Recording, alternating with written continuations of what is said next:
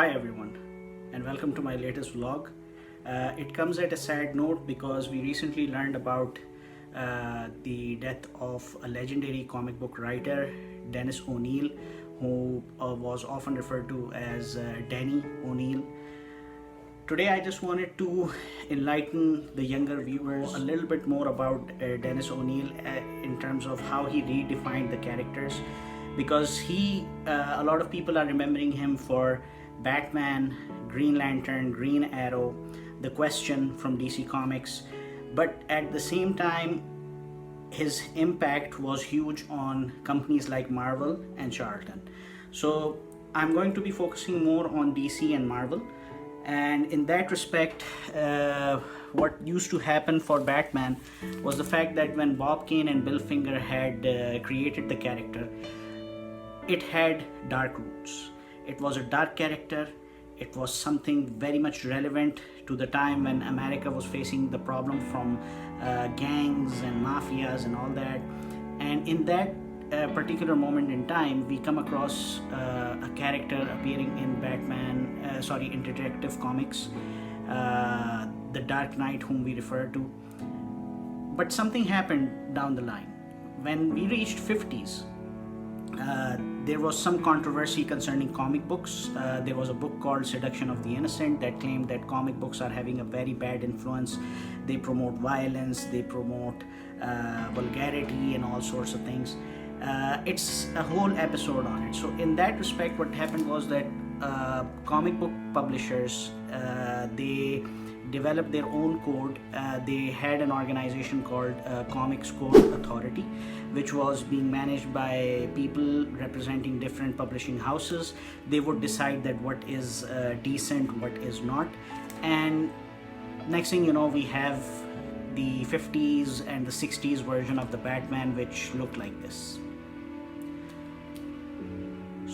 Now, entering the 1970s, things started to loosen up a little bit. Publishers were realizing that their readership base is now maturing and they are not going to be appreciating pow, smack, kaboom.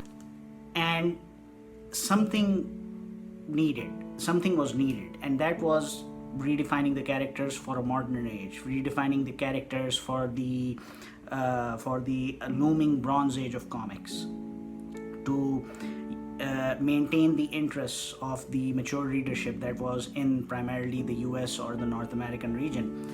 And then we have this wonderful comic. It's a one-shot, The Joker's Five-Way Revenge, written by Dennis O'Neil, art by Neil Adams. This duo is responsible for some of the most groundbreaking work in the 70s when it came to Batman, Green Arrow, and the Green Lantern. Something new was being done in the 70s. If you can have a look, Green Arrow and Green Lantern, both of them were appearing in one title rather than having their own separate ways. But it was a good social experiment as well. It was about the pro-establishment Green Lantern and the anti-establishment Green Arrow, the right versus the left, and they are out and about all across the US on a cross-country tour, and they are coming across social issues as well, not just fighting aliens and bad guys, but the real bad guys as well. And that series, that run, was able to address a lot of social issues at the time, including racism, which is why a lot of people are you might be coming across on Twitter, you might be coming across on Instagram. They are uploading that particular panel from the Green Arrow, Green Lantern series, where an African American is actually asking Hal Jordan that you've done for the orange skins, for the purple skins, you've fought for the blue skins, but what have you done for the dark skins like me, like the African Americans like me? It was one of the most powerful messages that was conveyed by Dennis O'Neil to the comic book readership. Now, enough on the DC contributions, because we can go on and on about it. Dennis O'Neil's tenure at DC happens to be the longest compared with other publishing houses.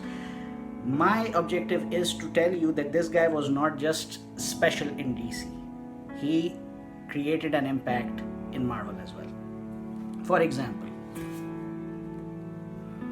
this issue of Iron Man, I think if you guys didn't get the hint, let me just refresh your memories. Do you guys remember the first ever Iron Man movie that was released in 2008, and we became crazy to see Robert Downey Jr. and Jeff Bridges as Obadiah Stane? Well, that character Obadiah Stane was created by Dennis O'Neil, and it just doesn't stop there. Dennis O'Neil worked on Daredevil. Dennis O'Neil's greatest contributions also come in The Amazing Spider-Man. 2 annuals that were done by Dennis O'Neil, in which the art was done by Frank Miller and the story or the plotting was done by Dennis O'Neil. And those stories are unique. I'm personally, I am waiting for those to be reprinted so that I can buy them and read them. And at the same time, he was the person who created the character Madame Web. And last but certainly not the least, in the 1980s, this is something which Bronze Age babies can relate to, Bronze Age babies like me. Marvel had won the rights to produce animated series of the Transformers and G.I. Joe. At the same time, they had won the rights to publish comic books. Now, here's the thing.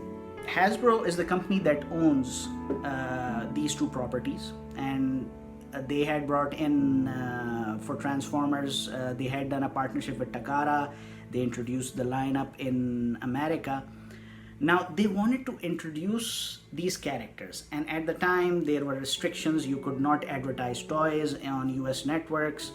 So after having a discussion with Marvel Comics at the time, it was agreed that rather than going after the standard approach, let's create an animated series. So we need a story behind it. You need to have a rationale. You need to have the start, the middle, and the end to basically, make a reason to believe why these characters exist to begin with, whether it's Transformers or G.I. Joes. And in that, one of our favorite Autobot was actually named by O'Neil. Imagine that. Who am I talking about? This guy. Yes, Optimus Prime. So what I intend to do with this vlog is that in the captions area or in the comment section, I am going to be uploading links from Amazon because Amazon is now delivering directly to Saudi Arabia, and the rates are not as expensive as they used to be. So I'm going to be uploading the links for essential reading of Dennis O'Neil's work in DC as well as Marvel Comics. New readers, I would highly recommend that you go through it, you travel back in time and see what were the issues of the day, and you will be able to find a lot of common ground between what is happening now and what was happening then. It's a really enriching experience, and it is the best thing that we can do for a writer who poured his heart into our favorite characters. Please leave your comments as to how, if you have any questions about Dennis O'Neil. If you like the vlog, please share it and make sure that you check out the links that I've uploaded. Thank you very much. Have a nice day.